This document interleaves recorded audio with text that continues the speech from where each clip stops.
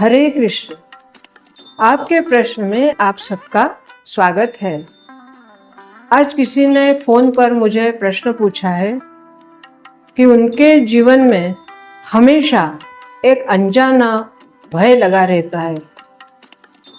वे कुछ भी काम करती हैं या नहीं भी करती हैं, तब भी उनके मन में एक डर बना रहता है। वो डरी डरी सी रहती है।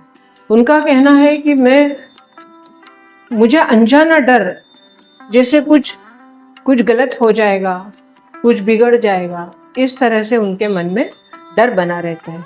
तो आज इसी के बारे में हम बात करेंगे। मनुष्य कभी कभी अनजाने भय से ग्रस्त हो जाता है। उसको खुद को समझ में नहीं आता कि ये हरे कृष्ण। मनुष्य कई बार अनजाने भय से ग्रस्त हो जाते हैं। उनको खुद को समझ में नहीं आता कि ये भय या यह डर किस बात का है। क्योंकि जब मनुष्य अपने कर्तव्य का पालन करता है और कर्तव्य का पालन करने के बाद उसके मन में ये डर बैठने लगता है कि मैंने काम सही किया है या नहीं, या मुझसे कोई भूल तो नहीं हो गई, मुझसे कोई गलती तो नहीं हो गई। परंतु यही सबसे बड़ी समस्या का कारण है। भय का कारण यही है।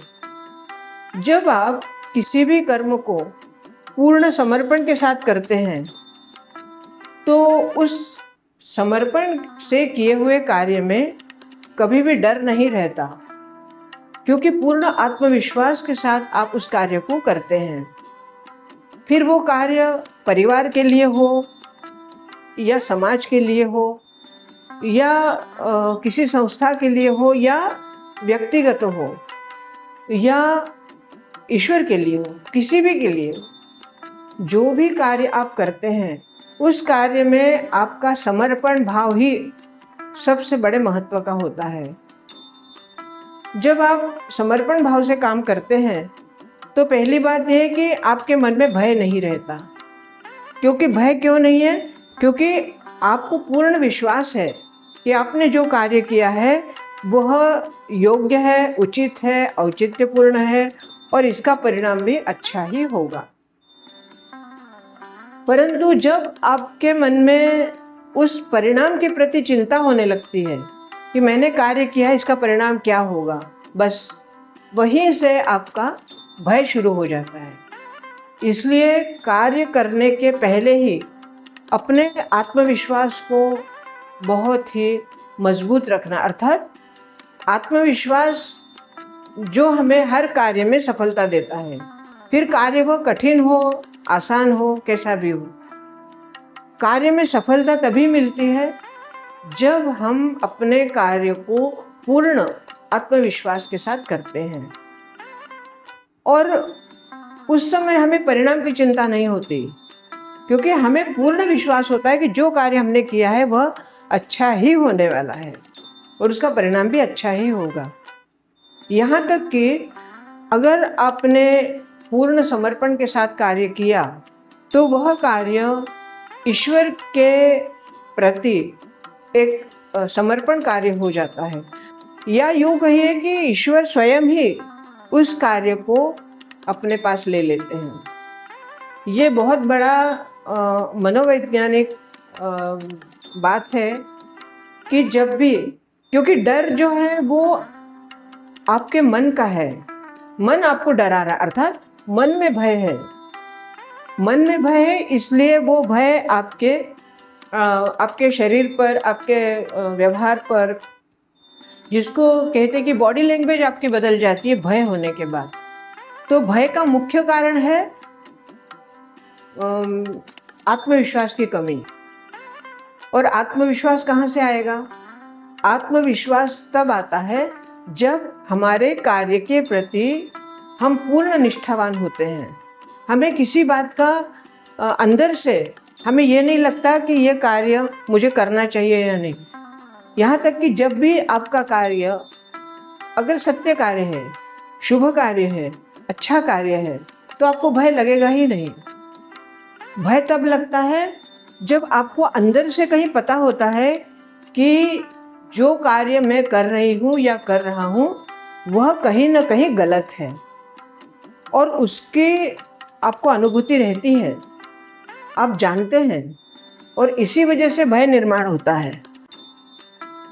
इसलिए भय को अपने मन से निकाल दीजिए या मन को भयमुक्त करिए। और भय निकलने का या निकालने का एक ही उपाय है कि कार्य को पहले करने से पहले आप देख सकते हैं, सोच सकते हैं कि जो कार्य मैं कर रही हूँ या कर रहा हूँ वह कार्य वास्तव में योग्य है या नहीं। योग्य है तो फिर कोई चिंता की बात ही नहीं है, और अगर अयोग्य है तो उसके ऊपर फिर से आपको विचार करना चाहिए कि जो कार्य मुझे खुद को ही अयोग्य लग रहा है वो कार्य किसी भी तरह से नहीं करना चाहिए, और इसी वजह से आपके मन में भय आने लगता है, जिसको आज की भाषा में अनजाना डर कहते हैं। अभी अनजाना डर मतलब क्या? जो कार्य आपको नहीं करना चाहिए वो आप कर रहे हैं, तो वो डर मन में आ रहा है। तो मन को सबसे पहले भयमुक्त करिए, और भयमुक्त करने का है आप जो कार्य कर रहे हैं उसकी तरफ देखिए कि वह कार्य वास्तव में कैसा है, कौन सी श्रेणी का है। अगर वह कार्य योग्य श्रेणी का है, औचित्यपूर्ण है, तो आपको डरने की या आपको भय रखने की कोई भी आवश्यकता नहीं है। आपका भय अपने आप दूर हो जाएगा। क्योंकि कई बार मेरे सामने भी ऐसे प्रश्न आते हैं कि हमें पता नहीं किस बात का डर लगता है। अब किस बात का डर लगता है, उनको खुद को ही पता नहीं कि उनको डर किस बात का लगता है। इसका क्या मतलब है? जब आपको खुद को ही पता नहीं कि डर किस बात का है, अर्थात आपका मन किसी न किसी आशंका से ग्रस्त है। और आशंका किस बात की है? वही बात आती है। आशंका है जो कर्म आपने किया है उसके परिणाम के प्रति आप आशंकित हैं, या जो कर्म आपको करना है उस कार्य के प्रति आप आशंकित हैं। और आशंकित है इसीलिए डर अपने आप तैयार हो गया। डर हो गया तो आपकी बॉडी लैंग्वेज बदल गई, और आपको उस कार्य में सफलता तो मिलने का सवाल ही नहीं उठता, क्योंकि पहले से ही आप डरे हुए हैं। तो मेरा सबसे यही कहना है, जो भी मेरा ये वीडियो देख रहे हैं, क्योंकि कई बार बिल्कुल आजकल की युवा पीढ़ी में ये बात बार बार देखने में आ रही है कि मैडम मेरा लड़का या मेरी लड़की या मेरे मतलब माता पिता बहुत कई बार चिंतित हो जाते हैं कि अच्छा खासा पढ़ने वाला लड़का, अच्छा खासा लड़का या जो भी लड़की है कि वो बहुत ही जीनियस है, पढ़ने में बहुत बचपन से बहुत अच्छे हैं, पता नहीं आजकल क्या हो गया कि हर बात में डरने लगते हैं, या कुछ भी बात उनको कहने जाओ तो एकदम साइलेंट हो जाते हैं, जवाब नहीं देते, अपने ही मन में कुछ सोचते रहते हैं। और अगर हम उनको पूछे कि भाई क्या बात हो गई तो बोलते कुछ नहीं। तो ये जो मानसिकता है ये आपके मन में इसलिए तैयार हो रही है क्योंकि वह कार्य जो आपको करना पड़ रहा है, या जो आप कर रहे हैं, या जो आप कर चुके हैं, उसके प्रति आप आशंकित हैं, उसके परिणाम के प्रति आप आशंकित हैं। इसी वजह से आपके मन में भय है। तो मेरा सबसे, जो भी बच्चे अपने कार्य के लिए डर रहे होंगे या अनजान है, भय से ग्रस्त हैं, उन सभी बच्चों को या उन सभी लोगों को मेरा ये कहना है कि आप डरो नहीं, अपने मन से भय को निकाल दो और कार्य करते समय पूर्ण चेतन अवस्था में विश्वास के साथ कार्य करो। आपको सफलता भी मिलेगी और आपके परिणाम भी शुभ होंगे। आज के लिए इतना ही। बहुत बहुत धन्यवाद। हरे कृष्ण।